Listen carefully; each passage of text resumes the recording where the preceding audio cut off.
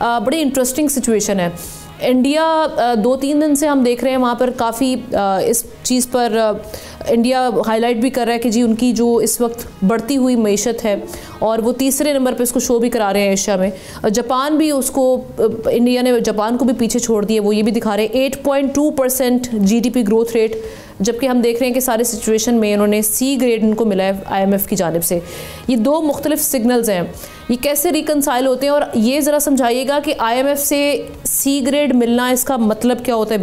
Basically किस बुनियाद पर IMF ग्रेडिंग करता है?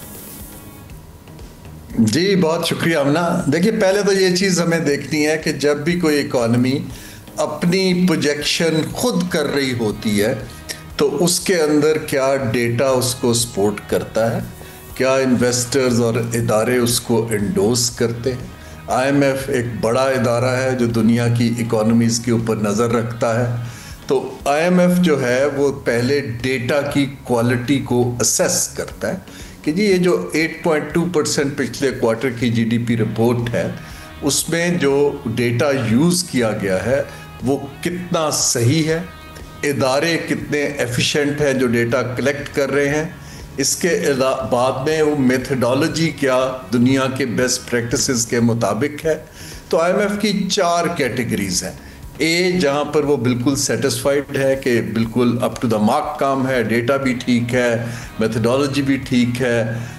फिर B है जहाँ पर वो कहते हैं कि बाय एंड लार्ज ठीक है लेकिन इम्प्रूवमेंट कर लें। फिर C है जहाँ वो कहते हैं कि हम वी आर नॉट सेटिस्फाइड कि आपके डेटा की क्वालिटी वो उस मयार की है जिस पर आप ये डेटा पे ये जो नंबर्स दे रहे हैं।